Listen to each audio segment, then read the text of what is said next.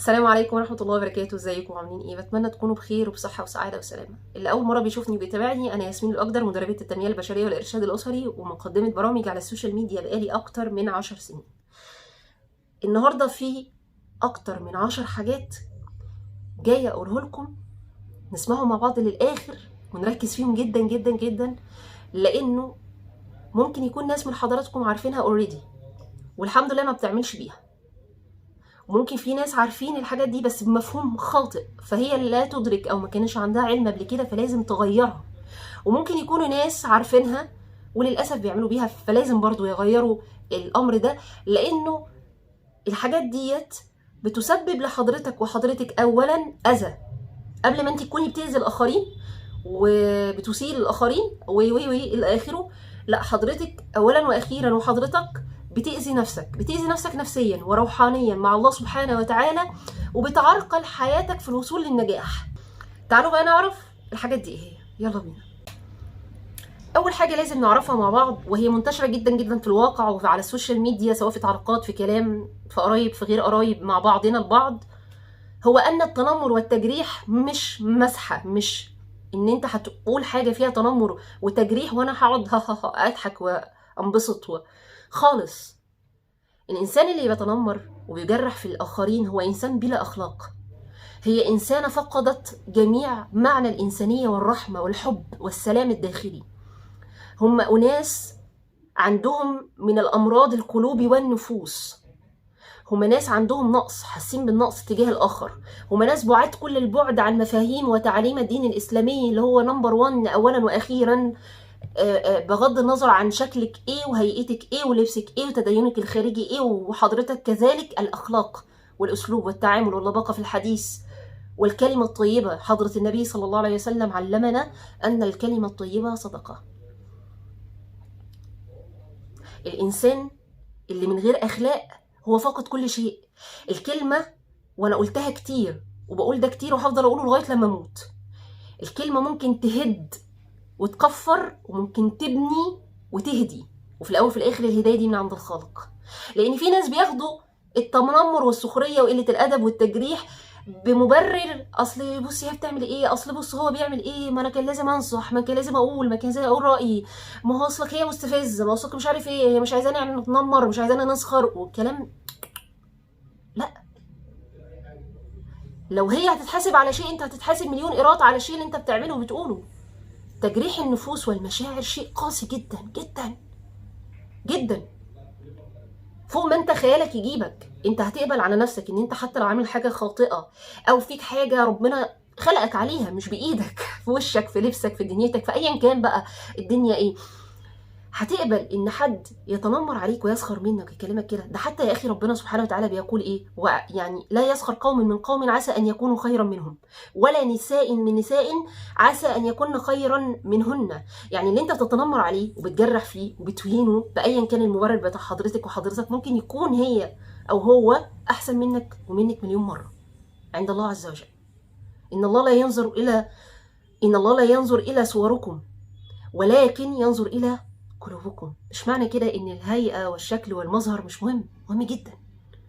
التنمر والتجريح ايا كان المبرر بتاع حضرتك ملوش اي اهمية، وده ان ده اللي بيدل على اناس ما عندهمش اساسا خالص اخلاق ولا تخلق ولا اداب ولا عندهم كمان ثقة بالنفس. ده هو هنا جواهم في نقص، ولا عندهم حب ومحبة ولا سلام داخلي، ناس مريضة النفس والقلب.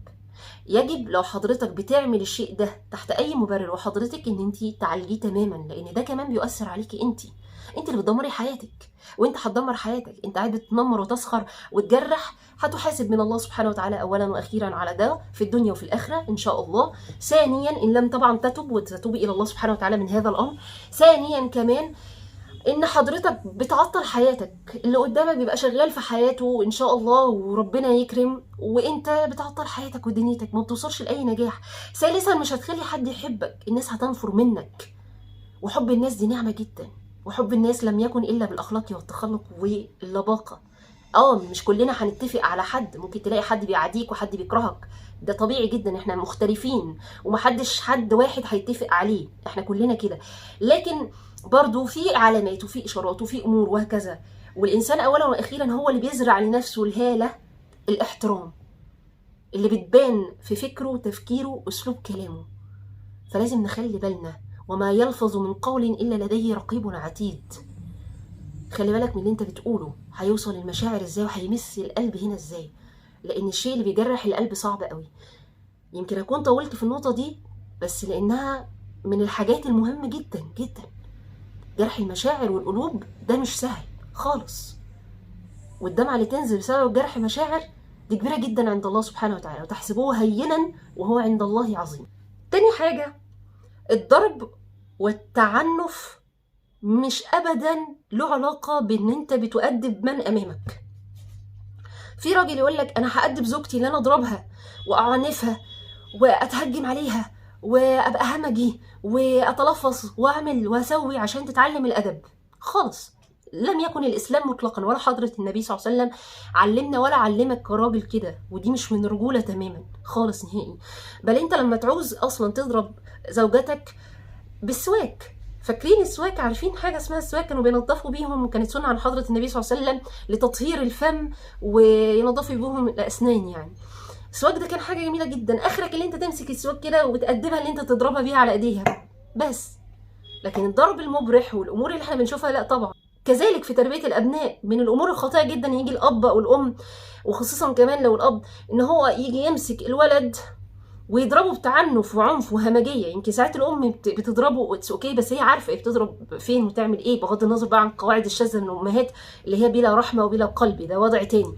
لكن الام مهما كانت لما تيجي تضرب ابنها ولا عيلها بتبقى خايفه عليه في نفس الوقت، بتضربه متعصبه عليه وخايفه عليه. ولكن الاباء احيانا مش بيشوفوا قدامهم بمعنى الكلمه، ويقول لك لا لازم يتضرب عشان يتعلم الادب، لازم يتعنف في الامر ده عشان كذا. لا، انت كده بتربي عنده سلوك التعنف والهمجيه. واولا ممكن اصلا يحس بالنقص بعد كده وعدم الثقه بنفسه، وممكن يبتدي ان هو يعمل مهاجمه بقى طول الوقت في صدى ان هو يدافع عن نفسه قدامك او قدام اي حد، وممكن يتعامل كده مع الاخرين ويبتدي يكبر معقد نفسيا. قصه لو هنقعد نتكلم فيها في تربيه الاطفال في الحته دي او الاولاد هناخد عنها وقت كبير. فاختصار انه التأدب ملوش اي علاقه تماما بالتعنف ولا الهمجيه ولا الضرب مطلقا. في اساليب كتيره جدا ممكن تستخدمها مع الزوجه او مع اخواتك او مع عيالك، سواء هم كبار او هم صغيرين، بالشكل المناسب لتربيتهم، بالشكل المناسب لحتى الادب والاحترام ان يكون متواجد مع ايا كان الشخص. ثالث حاجه، الطيبه هي مش سذاجه. دايما يقول لك ايه، البني ادم دي او البني ادمه دي طيبه، دي ساذجه قوي وعلى نيتها وطيبه قوي لا، الطيبه مش سذاجه. السذاجه يعني شخص هو لم يعرف مطلقا كيفيه التعامل مع الاخر. السذاجه ان شخص هنا مش شغال. الطيبه مش معناها ان انا شخص ما بفكرش وعقلي واقف. الطيبه مش معناها ان انا عشان بسامحك يبقى انا كده يعني سوري اسفه هبله بقى وساذجه بقى وحاجات كتير بقى خالص. الطيبه مش معناها ان انا شخص مش ناجح وما عنديش تطور وعشان بتعامل باخلاقي يبقى انا ساذج. في ناس بتاخد كده، ده انسان بيتعامل باخلاقه ده ساذج. ايه ده انسان بيسامح مش عارف ايه كتير، ده هانه النهارده وسامحه، ده ايه الهبل اللي هو فيه او السذاجه اللي هو فيها. فالسذاجه ملهاش علاقه بالطيبه، لان دايما مرتبطين ببعض فكريا. لا خالص. السذاجه ان شخص هو لسه مش متعلم في الحياه الخبرات، مش بيعرف يتعامل مع الاخرين، انسان مش بيعرف يتحاور ويتكلم ويتعامل في المواقف، لسه الحياه ما ضربتوش فوق دماغه قوي علشان تعلمه. فمش معنى الحياه تضربني فوق دماغي وتعلمني واعرف اتعامل مع الاخر وابقى شديده في امور وابقى بعرف ارد هنا وامتى وارد هنا هناك امتى، وان انا لا مش سهل ان انا برضو اسامح في بعض المواقف، وان انا ما عنديش كذا وكذا وكذا اللي انا مش طيبه. لا خالص، لان برضو في ناس بتربط ده خالص. فخلينا المعلومه المهمه لازم نعرفها، ان الطيبه حاجه والسذاجه حاجه تانية. لان انت مطلوب منك انك تكون شخص طيب وشخصيه طيبه، لكن انت مش مطلوب منك ابدا وما ينفعش تكون شخص ساذج. الناس مش هتحب تتعامل معاك وهيشوفوك بشكل قليل قوي ويستصغروك، حتى لو كان سنك ايه ملوش علاقه بالسن هيستصغروك، لان هنا مفيش خالص. رابع نقطه، التكبر والكبر الاتنين، لان هما المعنيين واحد، ملهمش اي علاقه مطلقا بالثقه. يعني في حد مثلا عنده كبر ومتكبر يقول لك انا واثق من نفسي، لا لا لا لا لا, لا خالص. ده مفيش حد هيدخل الجنة ولو في قلبه مثقال ذرة كبر، والنبي حضرته صلى الله عليه وسلم هو اللي قال كده عليه الصلاة والسلام، فمستحيل. الكبر والتكبر ملهوش علاقة مطلقا بالثقة، ده ليه علاقة ان حضرتك نفسك مش سوية ومش حلوة. لكن ايه اللي ممكن يصاحبه؟ ايوه الثقة، ودايما عزة النفس، ودايما الكرامة تنقح زي ما بيقولوا عليه، وممكن نقوله تمام الكبرياء. انا انسانه عندي كبرياء دايما، حتى مرتبطه يقول لك بص انا شخصيه عندي كبرياء وعزه نفس وكرامه، ما بقبلش ان حد يجي يمسها، فتحس كده بقوه وهيبه سواء في البنت او الرجل لما بيجي يتكلم كده. وهنا بقى الثقه بالنفس. لكن الكبر والتكبر ملهوش اي علاقه مطلقا بالثقه بالنفس، فلازم تعالج الامر ده عندك. تخلي بالك في ناس على فكره لم تشعر ان هي عندها تكبر او كبر، فدايما علق نفسك بالقرآن الكريم وبالقراءة، وانك تقرب من الله سبحانه وتعالى عشان تحاول تستكشف ده فيك، او ربنا سبحانه وتعالى يعصمك منه واحدة واحدة كده على الهادي او في صمت زي ما بيقولوا، ويغفر لك ده ويبعده عنك، يعصمك منه. او حاجة تانية، الجأ لحد تتكلم معاه يرشدك، ويبقى حد حكيم واعي عشان يعرف التفكير بتاعك ازاي، طريقتك ردك على المواقف عامله ازاي، فيقدر يحكم انت عندك كبر مش متكبر بتاع. او شوف الاشخاص اللي بتحبك، هي اكيد اكتر ناس عارفه حدلك علشان تكتشف ده فيك لو انت او انت مش مكتشفه ده. فلازم نخلي بالنا علشان ما نقعش، وعشان الناس كمان ما تكرهناش، لانه اكيد الانسان اللي عنده كبر وتكبر ما حدش هيحبه. لكن اللي عنده ثقه بالنفس بيبان في اسلوبه، في طريقته، في دنيته. اللي عنده كبرياء زي ما قلنا مفيش مشكله، لان دي عزه نفس وكرامه في الامور والمواقف، فده عادي جدا. لكن نخلي بالنا ونعالج الامر ده. خامس نقطه، في ناس كده تحس انه يتعمدوا في تعالي المشاكل، ويقول لك انا حد شجاع، النهارده انا فرقعت بوم ايه، وتلاقيه هو خرب بيت ولا عمل مصيبه مع اخواته ولا مع الدنيا ولا عملت مش عارف ايه. في تعالي المشاكل اللي انا اولع الدنيا وهي ولعه او هي مش ولعه، واستغل بعض المواقف، هي مش شجاعه، هي دناءه. هي ملهاش علاقه بالشجاعه والمروه سواء عند البنت او الرجل. الشجاعه ده مفهوم تاني خالص. الشجاعه اللي انا اقف مع الحق، الشجاعه اللي انا ادافع عن يعني للمظلوم وللظالم، يعني لان النبي صلى الله عليه وسلم قال انصر اخاك ظالما ومظلوما، يعني الى اخر الحديث. فالشجاعه ان انا اكون شخصيه قويه التفكير عشان اقدر ان انا اكون شجاعه مع الاخرين في تفكيري واسلوبي وردي والفلسفه بتاعتي وطريقتي ولبقتي. شجاعه حاجات كتير قوي، لكن ملهاش علاقه بافتعال المشاكل. افتعال المشاكل مثلا زي ايه؟ زي دلوقتي انا عارفه وليكن ان في مشكله ما بين اخويا ومراته مثلا، اروح انا جايه بقى مولعه الدنيا طين واقول لا انا لازم اصارحه، ده ما يعرفش هي قالت عليه ايه، او العكس لازم اقول لها ما هي ما تعرفش مش عارف ايه، فبرضه اكيد هتحبني وهاخد بونت، ودي صراحه مني، وبرضه دي امانه. الامانه خلاص بقى، تحس الامانه خلاص يعني كل حاجه وجت عند دي، فلازم اقول. فتعملي انت ايه بقى، ولا تعملي ايه ولا تعملي ايه؟ تروح الدنيا ولعه في مشكله حصلت، او انا شفت حاجه معينه فممكن اكون فهمتها غلط، ايا كانت الحاجه دي ايه. طب اروح اسال الشخص؟ لا ده انا لازم اكلم ابوها ولا لازم اكلم ابوه اشوف الموضوع ده ايه. يا ستي ما انت ممكن تعملي مشكله اصلا، اساليها او اساليه واتكلمي معاه، او كلمي معاها شوفي الموضوع ايه قبل اي حاجه تانية، وبعدين كلمي امها ولا ابوها بقى بعد كده، دي قصه ثالثه لو على حسب الموضوع ايه. فتقومي انت عامله مشكله، شفتي حد مع حد، ممكن عادي يكونوا اتقابلوا صدفه، بتحصل والله، سلموا على بعض زمايل، مش لازم يكون حاجه شماء، يعني مش لازم حاجات كتير، حاجات يعني للاسف بسبب فهمنا الخاطئ والسيء وظن السوء بتخلينا نعمل كوارث، مش نعمل مشاكل، احنا بنعمل كوارث ومصايب وبنؤدي لامور كتير. فتروح هي مسابقه ولا هو مسابق فيعمل مشكله. الاخوات اللي بيفتنوا على بعض يقول لك لا انا لازم اصارح ابويا النهارده، اختي عملت وسوت ومش عارف ايه وايه وايه، دي فتنه. دي يعني دي غيبه ونميمه كمان، لو هي كمان مش موجوده هتبقى غيبه، ولو هي موجوده دي نميمه. وخصوصا بقى واحنا عيال صغيره كده، او العيال الصغيره يقعدوا يعملوا كده، بابا اختي او اخويا عمل مش عارف ايه وماما النهارده عمل، لا. وما ينفعش ان احنا اصلا لما نشوف سلوك من عيل صغير كده او طفله ان احنا نسكت على الامر ده، لازم نعلمه الصح والغلط، وان ده حبيبي ربنا كده مش هيحبنا، وان في كذا وكذا وكذا، وان السلوك ده كذا، ونهاديه لما يبطل ده، وهكذا. افتعال المشاكل الكبار او الصغيرين دي مش شجاعه خالص، ولا صراحه، ولا حاجه حلوه، ولا سلوك طيب، ولا اي حاجه. النقطه اللي بعد كده، الصراحه هي مش وقاحه. الصراحه مش وقاحه. في ناس لما بتيجي تقول الكلام بتاعه يقولك انا انسان صريح، بس تلاقيه كلامه دبش وقله ادب والفاظ مثلا، او حتى لو مفيش الفاظ تلاقيه بشكل يقولك انت انسان وقح قوي. اصل دي مش صراحه ولا جراءه حتى، يعني الجراءه والصراحه مش كده.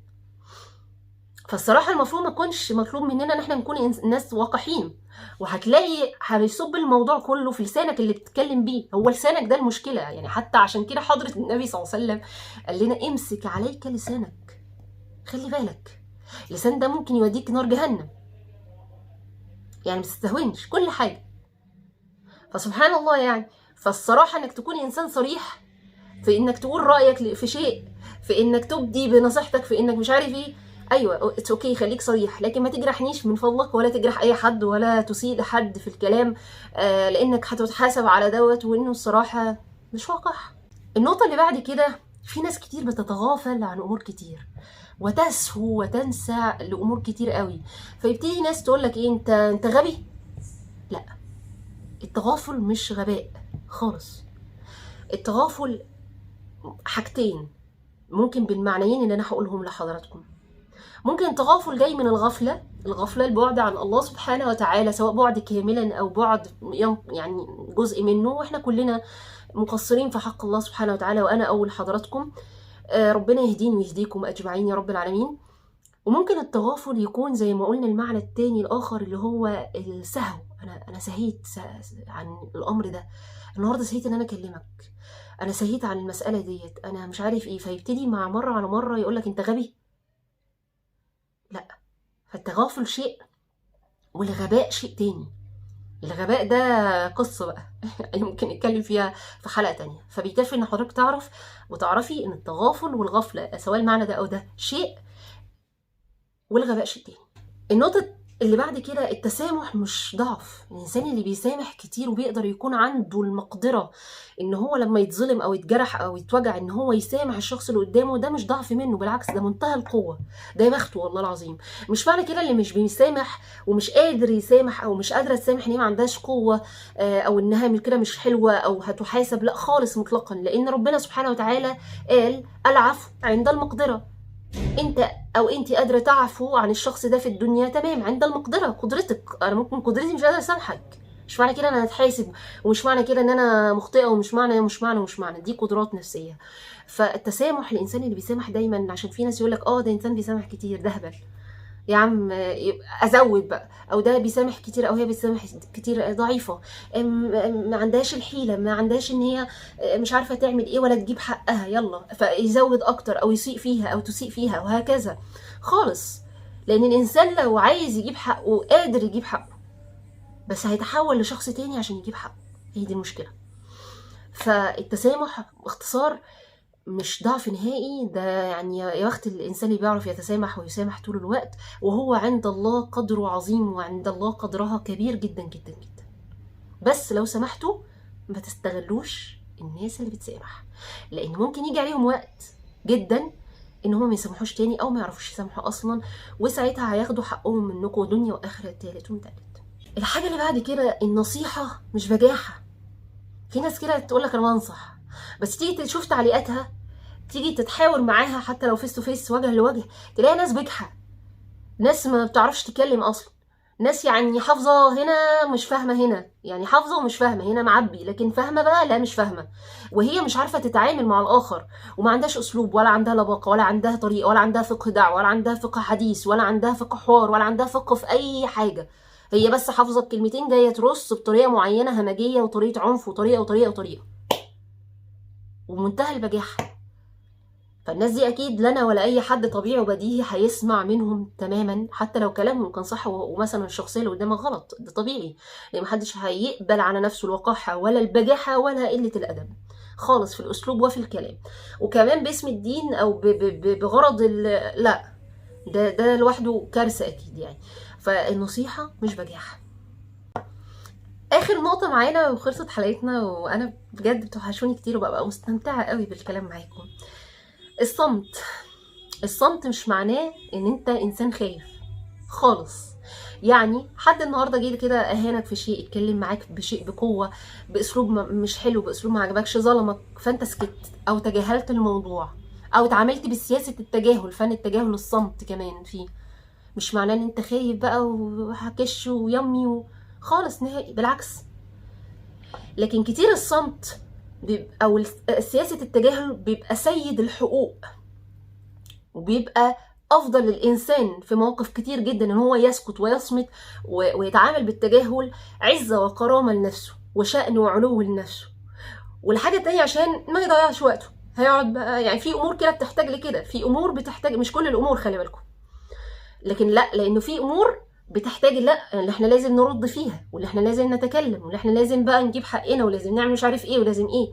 لكن الصمت عموما حتى لو تكرر كثير، او سياسه التجاهل لو تكرر كثير في مواقف، بيبقى الانسان وقتها كمان وصل لحته يا جماعه مهمه قوي، ان العقل هنا كبر وبقى في نضج اعلى، وبقى بيفكر لا انا مش هضيع وقتي، لا مش عارف ايه، لا كذا كذا كذا. لكن انا زي ما قلت في امور، عشان مش معنى كده احنا لو ردينا او عملنا يبقى احنا كده مفيش نضج او مثلا بنضيع وقتنا، لا خالص، في امور. لكن اقصد انه الانسان بيستخدم سياسه الصمت او التجاهل بشكل كبير، فده بيبقى حلو ومفيد ليه جدا، وبيبقى بيدل ان هو انسان ناجح بيطور من ذاته يعني.